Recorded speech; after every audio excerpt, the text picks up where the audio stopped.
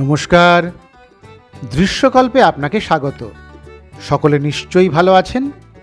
আমি পলাশ মুখোপাধ্যায় যথারীতি চলে এসেছি যাওয়া এবং খাওয়ার আরও একটি নতুন এবং দারুণ ঝকঝকে পর্ব নিয়ে। মধ্যাহ্নভোজন সেরে চলে এসেছি দমদম স্টেশনে। এখান থেকে ধরে নেব কল্যাণী সীমান্ত লোকাল।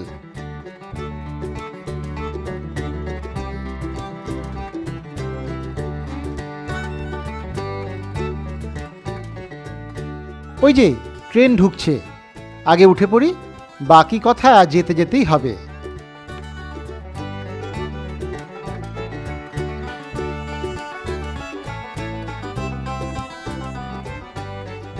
উঠে পড়েছি দমদম থেকে দুপুর 1:45টার কল্যাণী সীমান্ত লোকালে।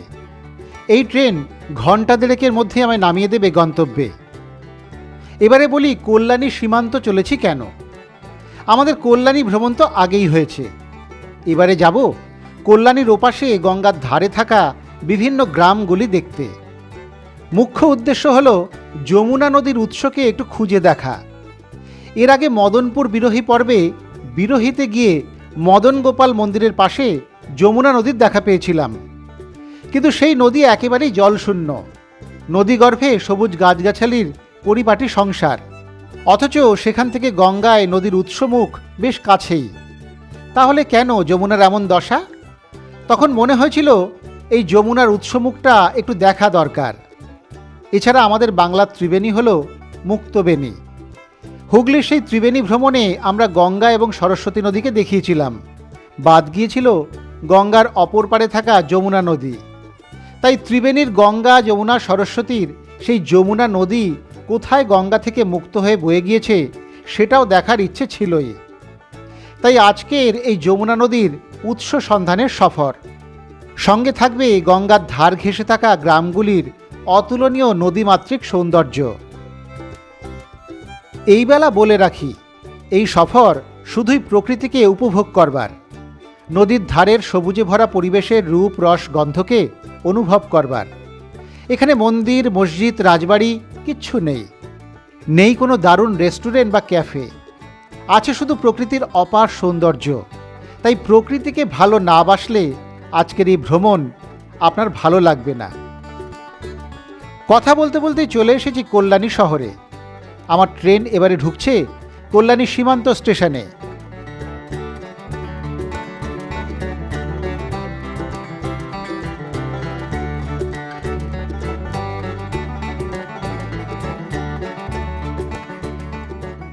নেমে গিয়েছি ট্রেন থেকে। কল্যাণী সীমান্ত প্রান্তিক স্টেশন, তাই ট্রেন এখান থেকে আবার ফিরে যাবে শিয়ালদাহে। এবারে চলুন বেরোনো যাক স্টেশন চত্বর থেকে।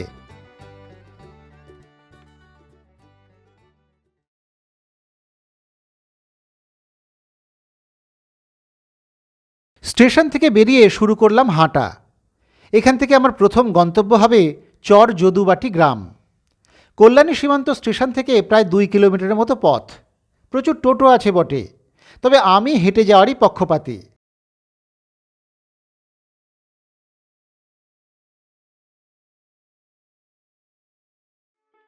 কল্যাণী থেকে ভুট্টা বাজার পেরিয়ে যেতেই বদলে গেল দৃশ্যপট। সবুজ সুন্দর নিরিবিলি পথ গিয়েছে চর যদুবাটির দিকে। মুহূর্তেই মনটা ভালো হয়ে গেল পথের সৌন্দর্যে। এই পথে হেঁটে না গেলে ব্যাপারটা ঠিক উপভোগ করা যায় না।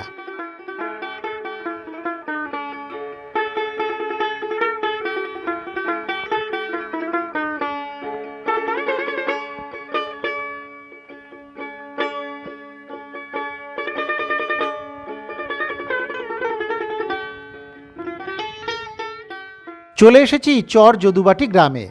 স্থানীয়দের জিজ্ঞাসাবাদ করে চলেছি এবারে যদুবাটি গ্রাম পেরিয়ে যমুনার উৎস সন্ধানে।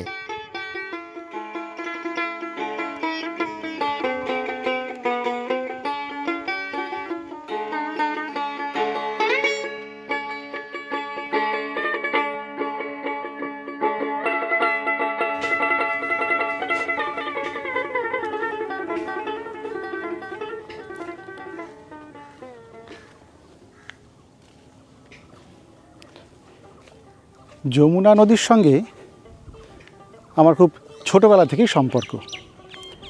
আমি তো গোবরডাঙ্গার ছেলে, আপনারা অনেকেই জানেন।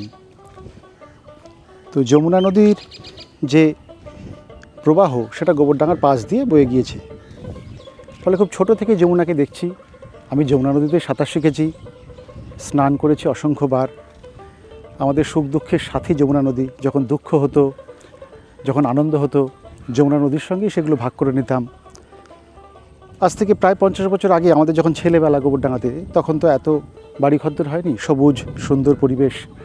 যমুনা নদীর পাশে অনেকটা সবুজ অঞ্চল, সেখানে আমরা চড়ুইভাতি করেছি, অনেক কিছু করেছি। মানে যমুনার সঙ্গে আমাদের একটা অসংখ্য সুখস্মৃতি জড়িয়ে আছে। আজকে সেই যমুনার সংযোগস্থলটা দেখতে আসার একটা বড় কারণ সেটা কিন্তু এই যে জায়গাটা এসছি, কাছাকাছি চলে এসছি। সুন্দর জায়গাটা, এই দেখতেই পাচ্ছেন নৌকোগুলো বাঁধা আছে গঙ্গার ওপারে, হোগলাবনের ওপারেই গঙ্গা। যমুনার উৎসটা দেখতে হবে খুঁজে, সেই জন্যই আসা আজকে। দেখি ছেলেবেলার সেই নদী। আসলেই কয়েকদিন আগে আমরা যে আমাদের মদনপুর বিরোহী পর্ব করেছিলাম, মনে আছে? সেই মদনপুর বিরোহী পর্বে মদন গোপাল মন্দিরের পাশে যমুনা নদীকে দেখি। একেবারেই জল নেই, সবুজ একেবারে একটা প্রান্তর। তো নদীটাকে দেখেও কষ্ট হয়েছিল তখন, যে যমুনার এরকম অবস্থা। তখনই মনে হয়েছিল যমুনার উৎসটা একটু দেখা দরকার। কেন এরকম অবস্থা নদীটার? এই অবস্থা কী হলো? গঙ্গার সঙ্গে যমুনা মিলেছিল, বা যমুনা গঙ্গার থেকেই বেরিয়েছে, গঙ্গা সেখান থেকে খুব বেশি দূরে নয়, তাহলে নদীর এই অবস্থা কেন? সেটা দেখতেই আসা। তো সেটা দেখতেই চলেছি। চলুন দেখা যাক যমুনার এই হাল কেন, কোথায় কী অবস্থা, খুঁজে পাওয়া যায় কি না।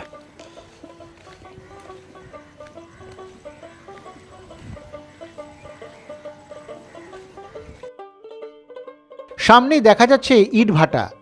সেই ইটভাটার পাশ দিয়ে যাব আমি। ইটভাটার ওপাশেই আছে যমুনা এবং গঙ্গার মোহনাটি।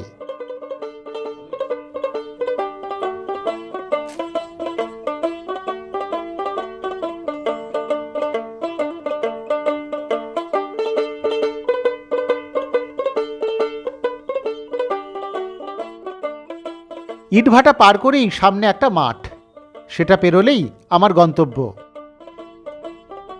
নদীর ধারে বটের সুন্দর ছায়া। জায়গাটা আমার প্রথম দেখাতেই ভালো লেগে গেল খুব। না, তেমন একটা মানুষজন নেই এখানে। বটের তলায় একটি ছেলে বসে আছে, তবে এমন নৈসর্গিক পরিবেশেও সে মোবাইলেই মগ্ন। এবারে চোখ রাখা যাক নদীর দিকে। সামনেই জল, তারপরেই হোগলা বন। সেই হোগলা বনের ওপাশ দিয়ে বইছে গঙ্গা। স্থানীয়দের বক্তব্য, এপাশ দিয়ে বহতা জলধারাই হলো যমুনা নদী। দূরে দেখা যাচ্ছে গঙ্গার সঙ্গে এই যমুনা নদীর মোহনা। তার ওপাশেই দেখা যাচ্ছে ব্যান্ডেল তাপবিদ্যুৎ কেন্দ্র। বাংলার ত্রিবেণী সঙ্গমের অন্যতম নদী যমুনা অতীতে প্রবহমান এবং গুরুত্বপূর্ণ নদী ছিল। পঞ্চদশ শতকে বিপ্রদাস পিপলাইয়ের লেখায় যমুনা বিশাল অতি বলে উল্লেখ করা আছে। কালক্রমে যমুনা তার প্রবাহ হারিয়ে খালের আকার নিয়েছে। নদীটি নদিয়া থেকে উত্তর 24 পরগনা জেলায় প্রবেশ করে বেশ কয়েকটি জনপদ হরিণঘাটা, গাইঘাটা, গোবরডাঙ্গা ইত্যাদির পাশ দিয়ে প্রবাহিত হয়ে চারঘাটের কাছে ইছামতি নদীতে মিলিত হয়েছে। আমাদের মছলন্দপুর পর্বে সেই ইছামতি এবং যমুনার মিলনস্থল দেখানো আছে।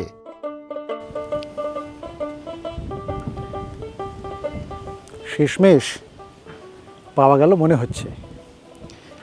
এই কারণে বলছি, কারণ স্থানীয় মানুষজন, তাদেরকে জিজ্ঞাসাবাদ করে খুব ভালো কিছু পাওয়া গেল না।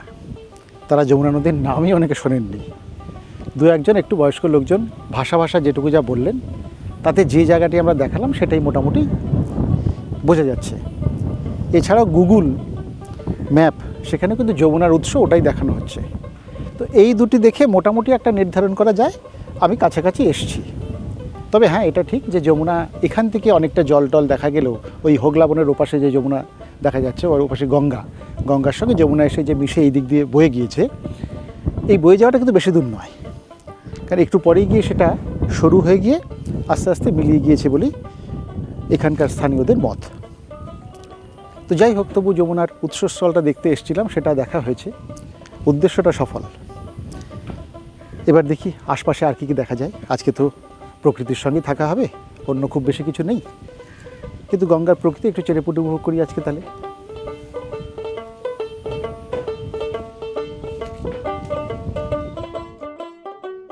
যমুনার এই উৎস নিয়ে একটু মতানৈক্য আছে বটে। অনেকের মতে যমুনার উৎস এখন আর খুঁজেই পাওয়া যায় না। তবে হ্যাঁ, এই জায়গাটি নিঃসন্দেহে দারুণ, এ কথা অস্বীকার করবার কোনো উপায় নেই। কথা না বাড়িয়ে এই এলাকার কিছু ছবি বরং দেখা যাক।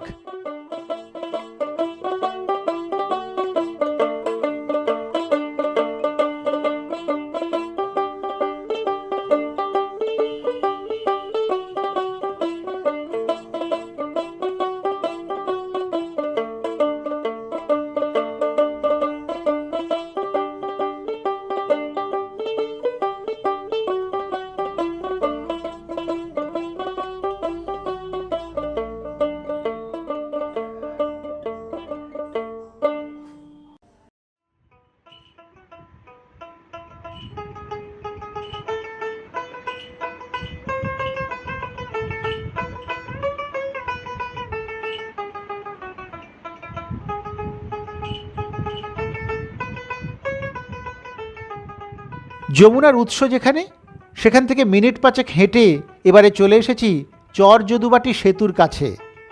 সবুজে মোড়া অপূর্ব সুন্দর এই রাস্তায় সেতুতে গিয়ে উঠেছে।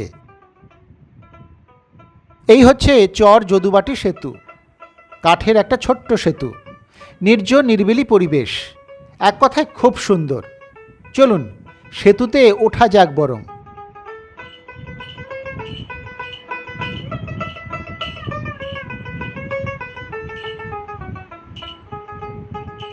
সেতু থেকে দুপাশের সৌন্দর্য ধরা দেয় আরও গভীরভাবে। হোগলা বনের মধ্যে দিয়ে বয়ে গিয়েছে ছোট্ট নদীটি।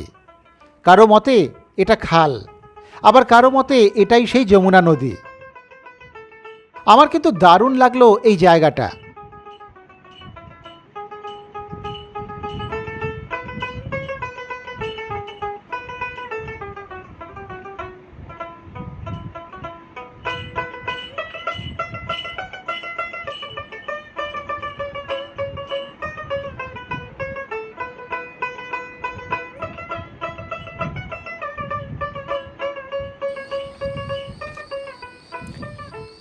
চর যদুবাটির এই সেতুটি কিন্তু অসাধারণ, আমার তো দারুণ লেগেছে। কাঠের সেতু, এই ছোট্ট নদীর ওপর দিয়ে, এটাই যমুনা নদী বলে ওদের বক্তব্য। এখান দিয়ে যমুনা ওই যে চলে গিয়েছে সোজা, তবে বেশি দূর যায়নি, খুব খানিকটা গিয়ে যমুনা কিন্তু আস্তে আস্তে ছোটো হতে হতে প্রায় বন্ধ হয়ে গিয়েছে। সেই জন্য আমরা পরে আর যমুনার জল দেখতে পাইনি। যাই হোক, তো এই যমুনার ওপরে এই যে ছোট্ট সেতুটা চরবসরতে খুব আমাকে মুগ্ধ করেছে। এই সেতুটা পার হয়েছি, পার হয়ে আমরা এখন পার হয়ে আমরা এখন যাব চর জাজিরা, গঙ্গার ধারে সুন্দর জায়গা। এই গোটা এলাকাটাই কিন্তু খুব সুন্দর, অসাধারণ লাগছে আমার বেড়াতে। সত্যি একদম প্রকৃতি এখানে একদম সুন্দরভাবে মিলেমিশে আছে এই নদী আর ইয়ের মাঝে, সবুজের মাঝে, দারুণ, খুব সুন্দর লাগছে। এদিকে কিন্তু টোটো চলে, আমি দেখছি বারবার প্রচুর টোটো আছে। ফলে আপনারা যদি আসেন, হেঁটে আসতে হবে না, টোটো দিব্যি নিয়ে আসবে। এমনকি টোটো ভাড়া করেও আসতে পারেন কল্যাণী সীমান্ত স্টেশন থেকে। তো আমি একটু হেঁটেই ঘুরি, এত সুন্দর সবুজ প্রকৃতি, এত শান্ত, পাখির ডাক শোনা যাচ্ছে, এরকম তো সচরাচর পাওয়া যায় না সবসময়, আমরা শহরে থাকি। তো এই বিষয়টার একটু উপলব্ধিটা খুব ভালোভাবে বুঝে নিই। বাকি কথা আবার চর জাজিরায় গিয়ে হচ্ছে।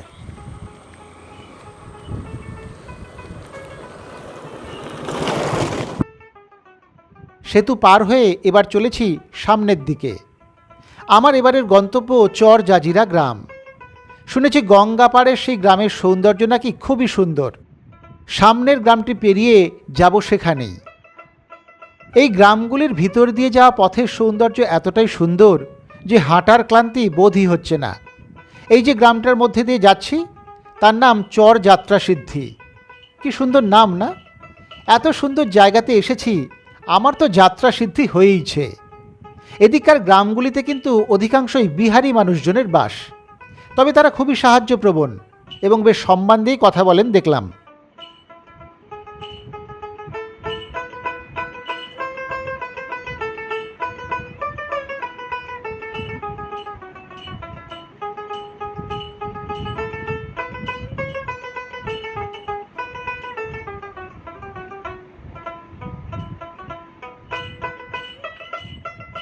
এসে গিয়েছি চর জাজিরা গ্রামে। মিনিট 15 হাঁটতে হলো।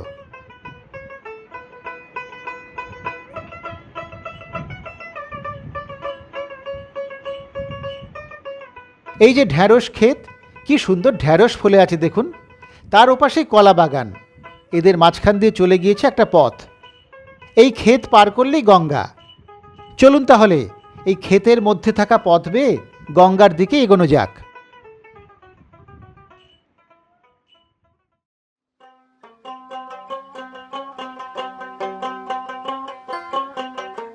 চলে এসেছি আবার গঙ্গার ধারে। এখানে আবার গঙ্গার ধারে বসার একটা ব্যবস্থাও আছে। জায়গাটা কিন্তু বেশ ভালোই, নিরিবিলি। এখানে বসে কিছুটা সময় কাটিয়ে দেওয়াই যায়।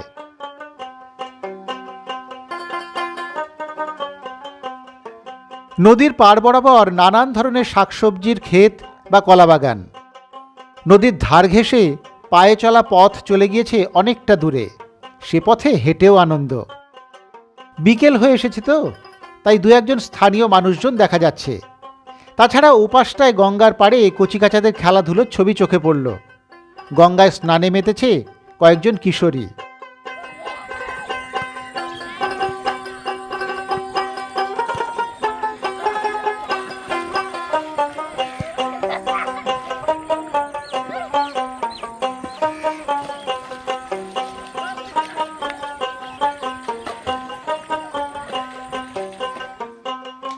গ্রামের নির্মল পরিচিত দৃশ্য, যা আমাদের শহুরে অনভ্যস্ত চোখে বেশ সুখকর।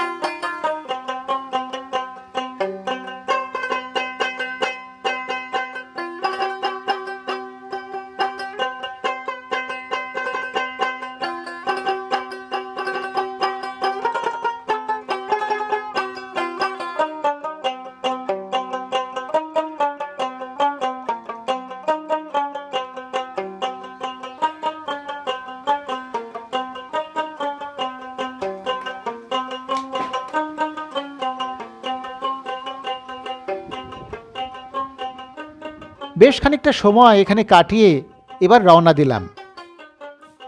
আমার এবারের গন্তব্য চর জাজিরা রিভার ভিউ পয়েন্ট। স্থানীয় মানুষদের বলে দেওয়া এই শর্টকাট পথ ধরেই চলেছি আমি।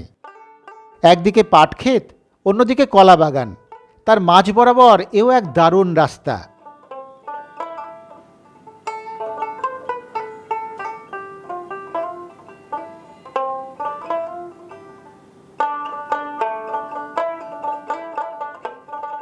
এই পথ চলার আনন্দই আমার বিকেলটা বেশ রঙিন করে তুলল। এবারে চলে এসেছি রিভার ভিউ পয়েন্টের অনেকটা কাছাকাছি। ওই যে সামনে বাঁদিকে গেলেই গন্তব্য।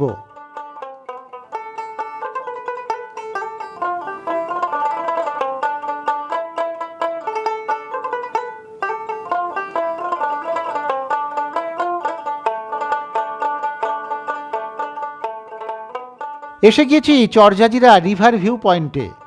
তবে এখানে এসে আমার জায়গাটি তেমন অতটা ভালো লাগলো না। ঘন জনবসতির মাঝে এই জায়গা। ভাঙনে নাকি এর সৌন্দর্য নষ্ট হয়ে গিয়েছে। স্থানীয়রাই বলছিলেন আগে সুন্দর গাছপালায় ঢাকা এলাকা ছিল। যাই হোক, দু একটা ছবি টবি তুলে আমি আর এখানে সময় বেশি নষ্ট করলাম না। এবার এগোলাম চরজাজিরার একদম শেষ দিকে।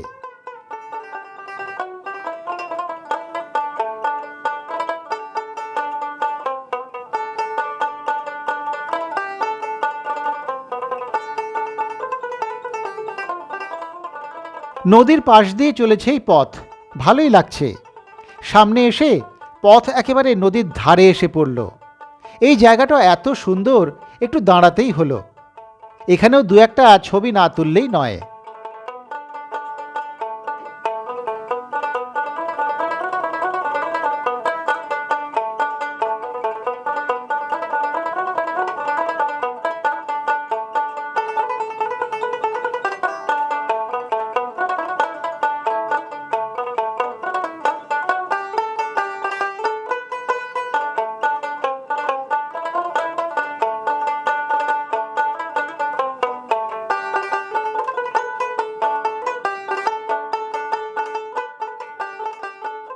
এবারে পথ নদী ছেড়ে আবার একটু পাড়ার মধ্যে দিয়ে গিয়েছে, সেই পথেই চলেছি আমি।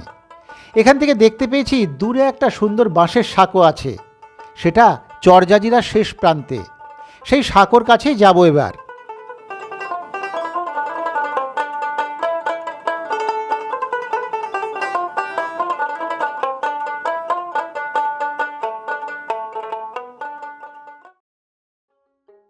খানিকটা হেঁটে চলে এসেছি সাঁকোর কাছাকাছি।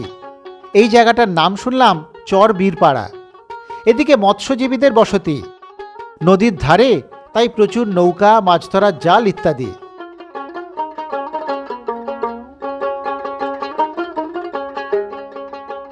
ওই তো দূরে নজরে আসছে সেই সাঁকোটি। চলুন এবারে আরেকটু সামনে এগোই, যাওয়া যাক সাঁকোর কাছে। ওটা অনেকক্ষণ ধরেই আমায় আকর্ষণ করছে খুব। গঙ্গা থেকে একটি ছোট্ট খালের মতো বেরিয়েছে, তার উপরে এই বাঁশের সাঁকো। এদিকটাও বেশ নিরিবিলি, খুব একটা কেউ নেই। মাঝে মধ্যে একজন বা দুজন সাঁকো পারাপার করছেন। আমার তো দেখেই যথারীতি ভালো লেগে গেল। এবারে তাহলে এই সাঁকোটাও পেরোতেই হয়। চলুন তবে উঠে পড়ি।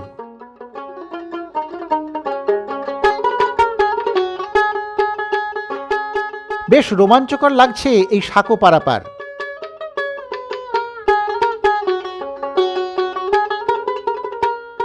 সাঁকোর ওপারে বিশাল এক কাশবন।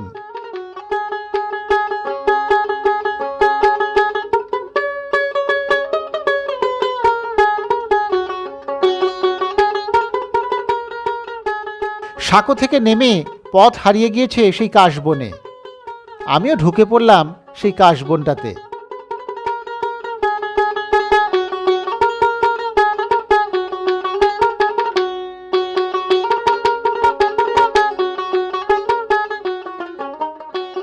ভিতরে আঁকাবাঁকা অনেকটা পথ। না, আর এগোনো ঠিক হবে না, এবারে বরং ফেরা যাক।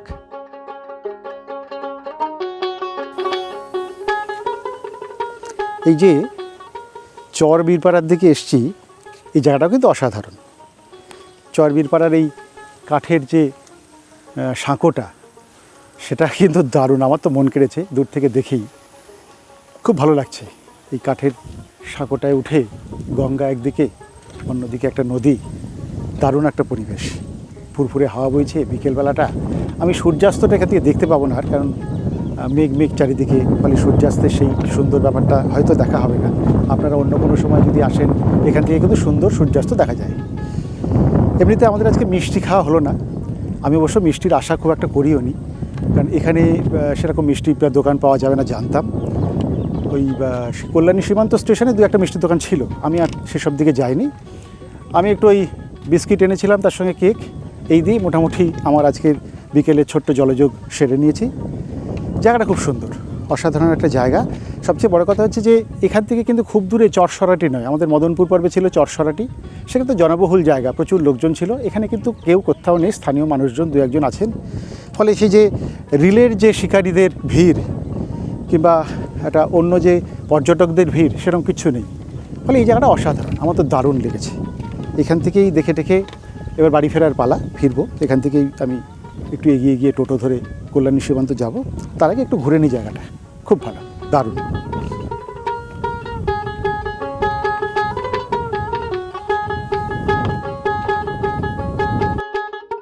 আমার কিন্তু এই জায়গা ছেড়ে যেতেই ইচ্ছে করছে না। আমি নদীর ধারে একটু ঘোরাঘুরি করে বিকেলটা কাটাবো ভেবেছিলাম আজকে, কিন্তু সেটা যে এত ভালো, এত সুন্দর হবে তা ভাবতেই পারিনি। এদিকে তো সেভাবে কেউ বেড়াতে আসেন না, তাই জায়গাগুলি তাদের নিজস্বতা ধরে রাখতে পেরেছে। এদিকে গঙ্গার ধারে এখনো সবুজ ঘাসের গালিচা, শাকসবজির সংসার, স্থানীয় মানুষজনের সুখ দুঃখের গল্প ভেসে বেড়ায় গঙ্গা পাড়ের এই এলাকায়। আপনি আমি গেলে তারা আপন করে নেন।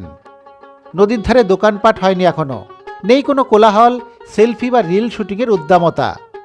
বড় আদুরে, বড় ভালো লাগার জায়গা হয়ে রয়ে গিয়েছে এগুলি এখনো।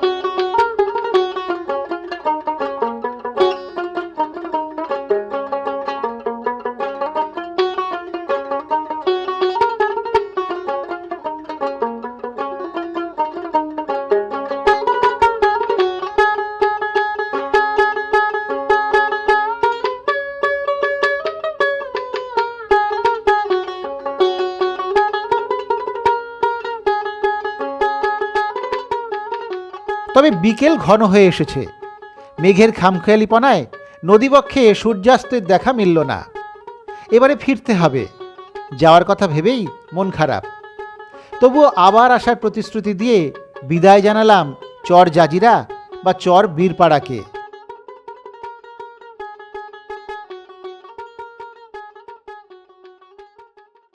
রওনা দিলাম চর জাজিরা থেকে। টোটো ধরতে গেলে আবার এই চর জাজিরাতেই আসতে হয়।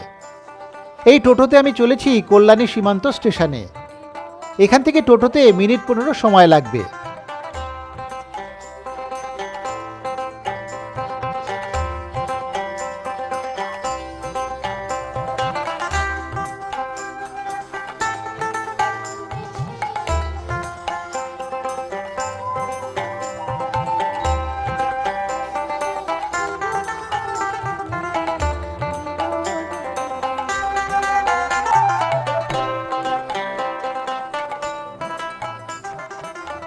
চলে এসেছি কল্যাণী সীমান্ত স্টেশনে। এসে দেখি আমার জন্যই অপেক্ষায় রয়েছে 5:30টার কল্যাণী সীমান্ত শিয়ালদহ লোকাল। উঠে বসা যাক তাহলে।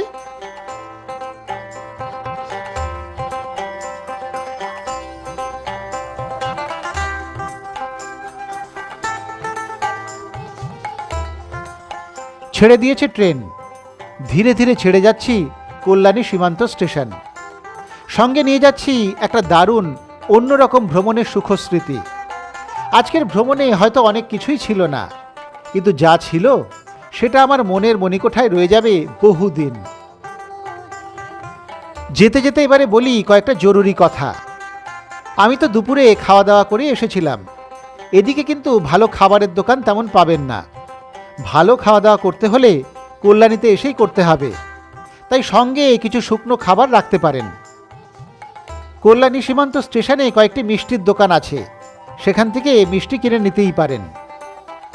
যদি সত্যি এই জায়গাগুলিতে যাবেন মনে করেন, তাহলে হাঁটতে পারলে সবচেয়ে ভালো, কিন্তু তা না পারলে টোটো ভাড়া করে নিতেই পারেন। এছাড়াও টোটোতে কিন্তু আলাদা করেও এই জায়গাগুলিতে যাওয়া যায়। স্টেশন থেকেই দরদাম করে নিতে পারবেন। এখানে থাকার জায়গা তেমন নেই, থাকার প্রয়োজনও পড়ে না। খাওয়া দাওয়া তো আগেই বলেছি। যাতায়াতের জন্য ট্রেনই সবচেয়ে ভালো। শিয়ালদহ বা দমদম থেকে কল্যাণী সীমান্ত লোকাল ধরে সোজা চলে আসা যায় এখানে। স্টেশন থেকে নেমেই টোটো পাবেন। গাড়ি নিয়ে না আসাই ভালো। অনেক জায়গাতেই রাস্তা বেশ সরু, গাড়ি সেখানে সমস্যার কারণ হতেই পারে। বাইক নিয়ে এলে সবচেয়ে সুবিধে। কলকাতা থেকে এলে কল্যাণী এক্সপ্রেসওয়ে ধরে কল্যাণী পর্যন্ত এসে সেখান থেকে চর যদুবাটি বা চর জাজিরাতে যেতে পারবেন। আজ তাহলে এই পর্যন্তই থাক। আবার ফিরে আসব আগামী বুধবারে অন্য কোথাও যাওয়া এবং খাওয়ার হদিশ নিয়ে। ততক্ষণ সকলে ভালো থাকুন, সুস্থ থাকুন। এভাবেই দেখতে থাকুন দৃশ্যকল্পের চ্যানেল ও যাওয়া এবং খাওয়া।